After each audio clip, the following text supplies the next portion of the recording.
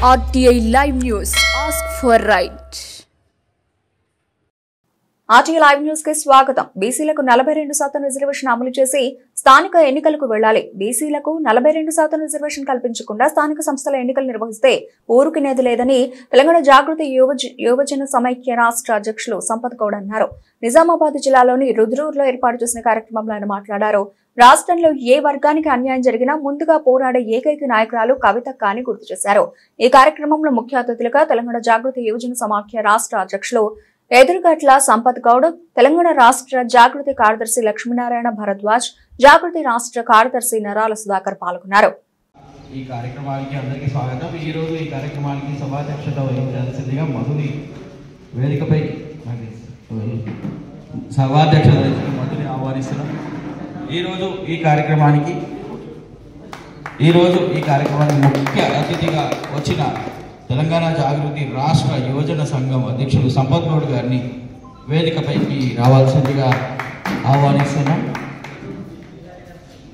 అదేవిధంగా తెలంగాణ జాగృతి జిల్లా అధ్యక్షులు అవంతి గారిని వేదికపైకి రావాల్సిందిగా, అదేవిధంగా స్థానిక నాయకులు నరేందర్ గారిని వేదికపైకి రావాల్సిందిగా కోరుతున్నాం.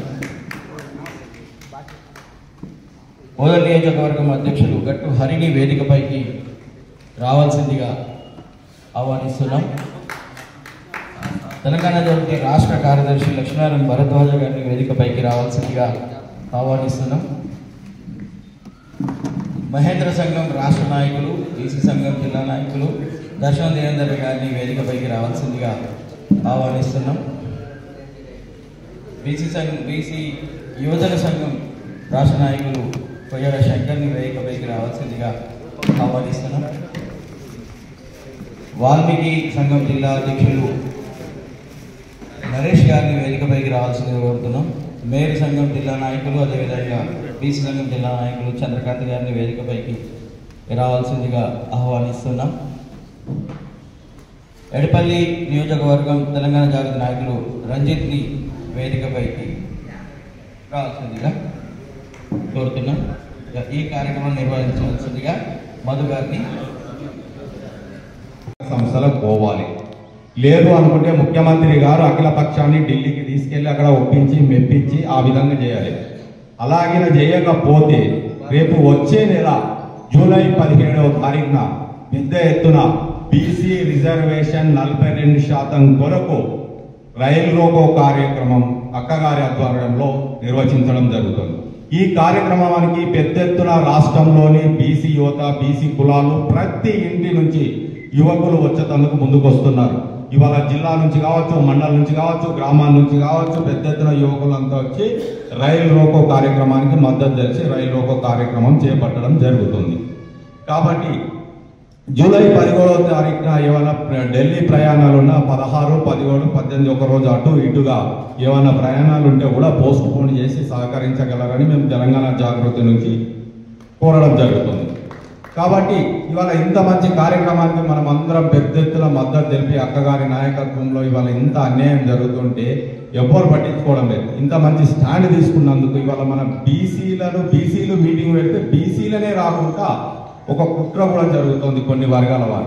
కాబట్టి మనం గమనించి ఇవాళ బీసీలు పెద్ద ఎత్తున అక్కగారి నాయకత్వాన్ని బలపరిచి ఇవాళ ఈ కార్యక్రమాన్ని విజయవంతం చేసుకుంటే భవిష్యత్తులో బీసీలందరికీ 42% రిజర్వేషన్ కల్పించబడుతుంది. దాని ద్వారా మన బీసీ బిడ్డలకు విద్యాపరంగా అవకాశాలు వస్తాయి, ఉద్యోగ పరంగా అవకాశాలు వస్తాయి, రాజకీయ పరంగా మన బీసీ బిడ్డలు ఎంపీటీసీలు, జడ్పీటీసీల వరకే పరిమితం అవుతారు. చట్టసభలో ఎమ్మెల్యేలు, ఎంపీలు కాలేకపోతారు. కాబట్టి రానున్న రోజుల్లో బీసీ బిడ్డలంతా ఎమ్మెల్యేలు, ఎంపీలు, ఉద్యోగ పరంగా ఇట్లా అన్ని రకాలుగా బాగుపడే విధంగా చట్టం వస్తే మన బతుకులు బాగుపడతాయని ఇలా అక్కగారు ముందుకు వస్తున్నారు. ఇట్లా ఇదే అంశం కాకుండా మనకు పోలవరం మీద జరుగుతున్న జలఖడ్గం ప్రోగ్రామ్ అని ఇవాళ అక్కగారు సోమగిరి ప్రెస్ క్లబ్ లో మీటింగ్ కూడా పెట్టడం జరుగుతుంది. రాష్ట్రంలో ఎక్కడ అన్యాయం జరిగినా ఇవాళ కవితక్క గారు పోరాటం చేయడం జరుగుతుంది. ప్రజలందరూ గమనిస్తున్నారు. ఇవాళ రాష్ట్రంలో, తెలంగాణ రాష్ట్రంలో చాలా మంది యువత అంతా చాలా మంది బీసీ సంఘాలు, దీంతో పాటు ఎస్సీ సంఘాలు, ఎస్టీ సంఘాలు, మైనార్టీలు, అగ్రవర్ణ పేదలు, ఇవాళ అన్ని రకాల ప్రజలంతా కవితక్క గారి నాయకత్వానికి ఆకర్షితులై అక్కగారి నాయకత్వంలో పనిచేయడానికి అంతా సిద్ధంగా ఉన్నారు. రానున్న రోజుల్లో తెలంగాణ ఏ సమస్య ఉన్నా అక్కగారి నాయకత్వంలో ముందుకు పోతామని తెలియజేస్తూ మనమందరం రైలు రోకో కార్యక్రమానికి మద్దతు తెలుపుతున్నాం ఈ వేదిక ద్వారా. అలాగే బీసీ బిల్లుకు కూడా మనం మద్దతు తెలుపుతున్నాం.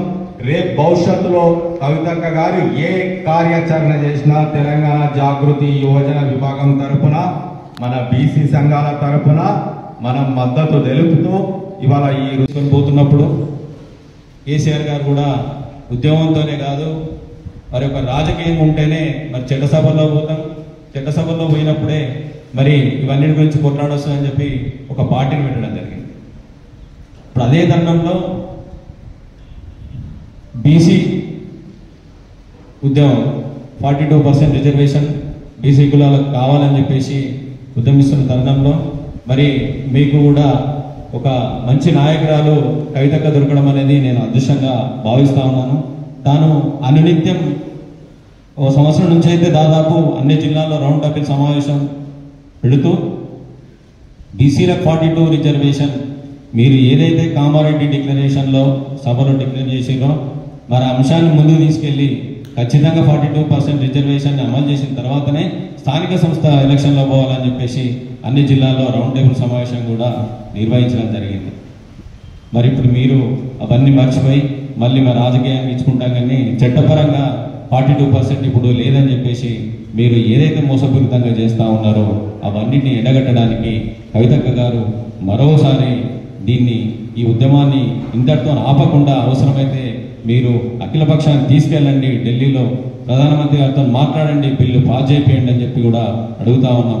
ఒకవేళ మీరు ఆ పని చేయని పక్షంలో మాత్రం ఖచ్చితంగా కవితక్క గారు ఏదైతే పిలుపునిచ్చిరో జూన్ 7th రోజు రైలు రోకో కార్యక్రమాన్ని ఖచ్చితంగా ఆ కార్యక్రమాన్ని బీసీ నాయకులందరితోని లక్షలాది మందితో చేసి ఆ ప్రోగ్రాన్ని సక్సెస్ చేస్తాం. మీ మెడల్ వంచి 42% మేము తీసుకువస్తామని చెప్పేసి నేను ఒక ఓసీ బిడ్డగా నేను అక్కగారిచ్చిన ఆజ్ఞ మేరకు మరి నేను కూడా బీసీల తరఫున 42% రిజర్వేషన్ వచ్చేదాకా పోరాడతానని చెప్పేసి సభావేదికగా నేను చెప్తా ఉన్నాను.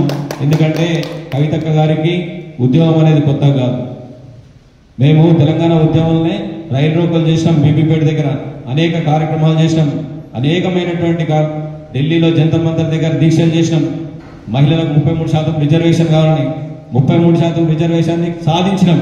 ఢిల్లీ మెడల్ వంచి నిజాం ఖచ్చితంగా 33% రిజర్వేషన్ కావాలని చెప్పేసి 33% రిజర్వేషన్ సాధించినాం. అదేవిధంగా ఉద్యమ టైంలో ఇదే జాగృతి ఒక అంశాన్ని ఎత్తుకొని మరి 48 గంటలు చట్టసభల్లో ఈరోజు మన తెలంగాణ జాగృతి వ్యవస్థాపక అధ్యక్షురాలు మన నిజామాబాద్ ఉమ్మడి జిల్లా స్థానిక సంస్థల ఎమ్మెల్సీ మనందరి ఆత్మీయ సోదరి తెలంగాణ రుద్రమ మన కవితక్క గారి యొక్క ఆదేశానుసారము ఈ రుద్రూరు గ్రామంలో యువజన సమాఖ్య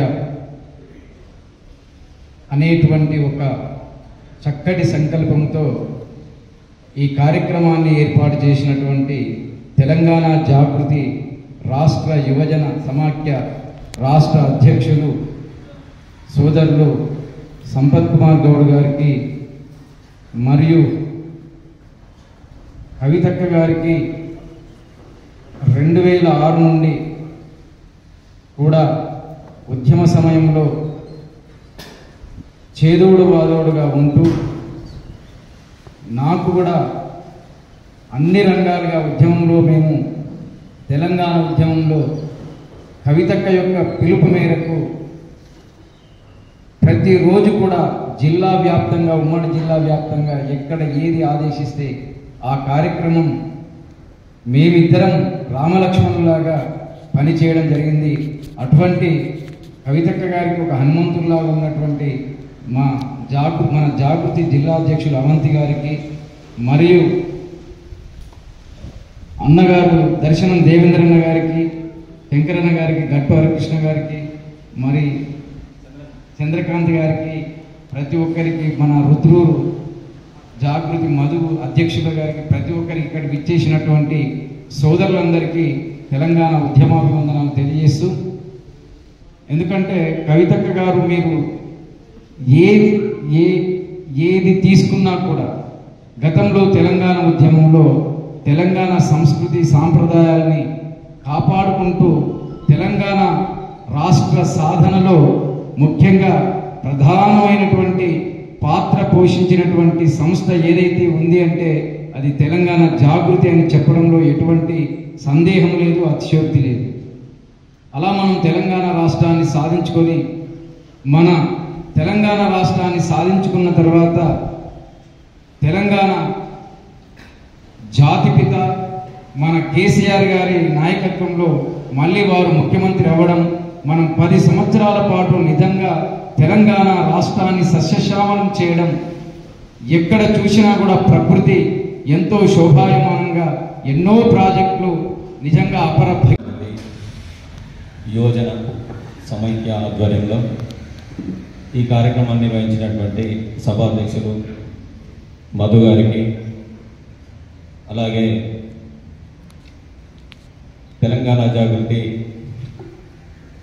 యోజన విభాగం రాష్ట్ర అధ్యక్షులు మిత్రులు సంపత్ గౌడన్న గారికి, అలాగే నాకు జాగృతి రంగంలో అన్ని ఓనమాలు నేర్పి నన్ను జిల్లా అధ్యక్షుని చేసే తరుణంలో తన వంతు సహకారాన్ని అందించినటువంటి అన్న సారు భరద్వాజ్ సార్ గారికి, అలాగే బీసీ సంక్షేమం నుంచి అనునిత్యం అక్కకు సపోర్ట్ ఉంటూ అన్ని రకాలుగా సేవలు అందిస్తున్నటువంటి అన్న నరాల సుధాకర్ గారికి, అలాగే ఇక్కడ బీసీ సంఘం నాయకులు దర్శనం దేవేంద్రన్న కానివ్వండి, చంద్రకాంత్ అన్న కానివ్వండి, శంకరన్న కానివ్వండి, అలాగే మా జాగృతి బోధన్ కాన్స్టిట్యున్సీ కన్వీనరు తమ్ముడు 2011 నుంచి కూడా మరి అక్కంబట్టే ఉంటూ ఉద్యమంలో కానీ ఆ తర్వాత అధికారంలోకి వచ్చినక్కడ కూడా మరి బోధన్ జాగృతిని ముందుకు నడిపిస్తున్నటువంటి తమ్ముడు హరిశంకర్ గారు కానివ్వండి, మరి మా అక్కకు వెన్నంటి ఉండి వాల్మీకి పోయి జిల్లా అధ్యక్షులు నరేష్ గారు, అలాగే ముందలున్నటువంటి సోదరులందరికీ కూడా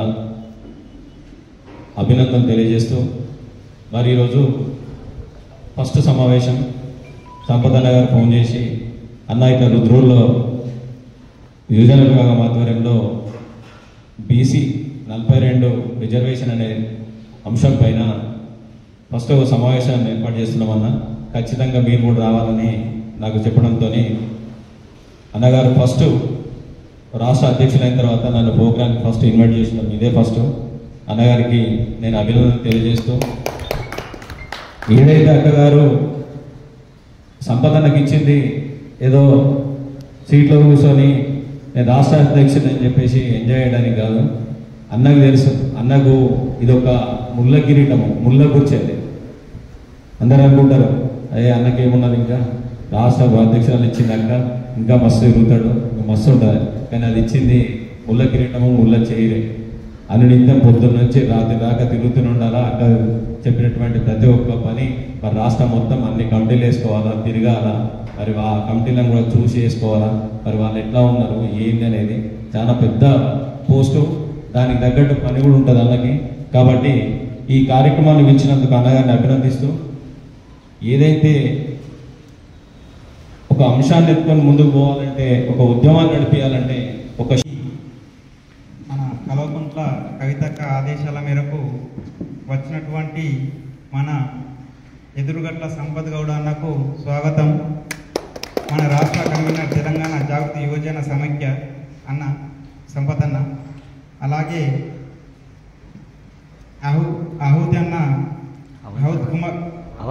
అవంత్ కుమార్ అన్న తెలంగాణ జిల్లా అధ్యక్షులు నిజామాబాద్ అన్నగారు, అలాగే దర్శనం దేవేందర్ బీసీ నిజామాబాద్ జిల్లా అధ్యక్షులు అన్నకి, చంద్రకాంత్ నిజామాబాద్ జిల్లా అధ్యక్షులు అన్నకి కొయ్యడ శంకర్ అన్న, రాష్ట్ర బీసీ అధ్యక్షులు నరేష్ అన్న, వాల్మీకి బోయి జిల్లా అధ్యక్షుడు గట్టు హరి, బోధ నియోజకవర్గ అధ్యక్షులు అలాగే లక్ష్మీనారాయణ భరద్వాజ్, తెలంగాణ రాష్ట్ర జాగృతి కార్యదర్శి నరాల సురేందర్ అన్న అందరికి స్వాగతం.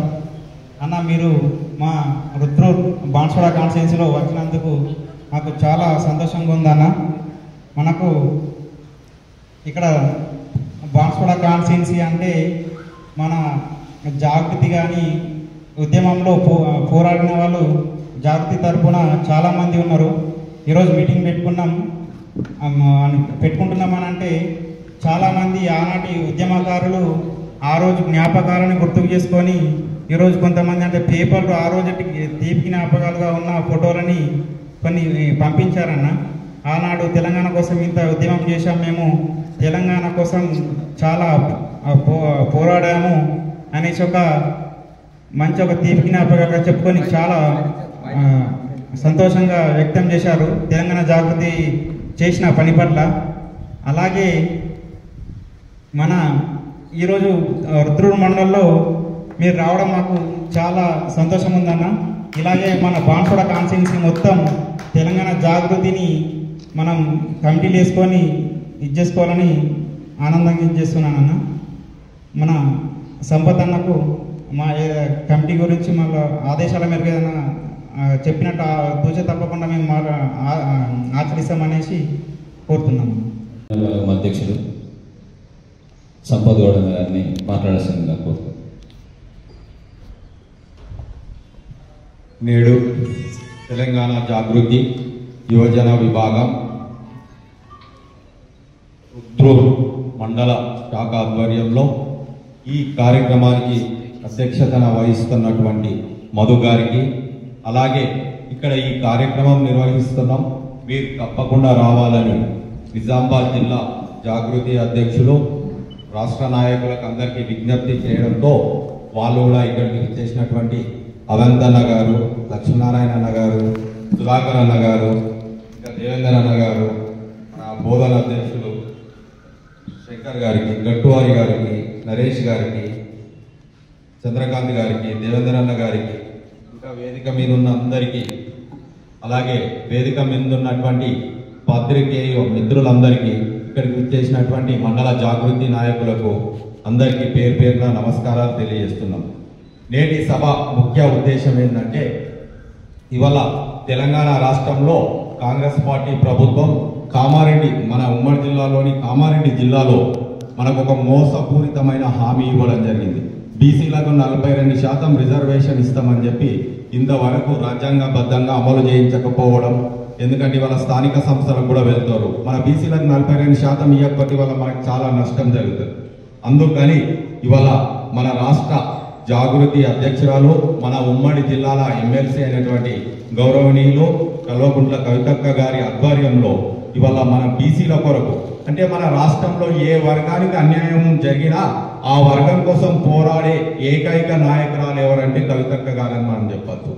ఎందుకంటే అసెంబ్లీలో డాక్టర్ బాబాసాహెబ్ అంబేద్కర్ గారి విగ్రహం పెట్టుట కావచ్చు, ఆనాడు ఢిల్లీలో మహిళా బిల్లు కొరకు కావచ్చు, నేడు పూలే విగ్రహం కూడా అసెంబ్లీలో పెట్టాలని కొట్లాడడం గురించి కావచ్చు, ఇట్లా ప్రతి సమస్య మీద పోరాటం చేస్తోందంటే ఒక కవితక్క గారే. ఇవాళ బీసీలకు కూడా, అక్కగారు ఓసీ బిడ్డ అయినప్పటికీ కూడా బీసీలకి ఇలా చాలా పెద్ద ఎత్తున అన్యాయం జరుగుతుందనే ఉద్దేశంతో ఇప్పుడు వీళ్ళు కాంగ్రెస్ పార్టీ వాళ్ళు అసెంబ్లీలో ఒకటే బిల్లు పెట్టి చేతులు దొరుకుతుందామని చూస్తే ఆ రోజు అక్కగారు అట్లా ఆ విధంగా చేయొద్దు, అది రాజ్యాంగంగా కరెక్ట్ కాదు, 3 బిల్లులు పెట్టాలని కొట్లాడింది.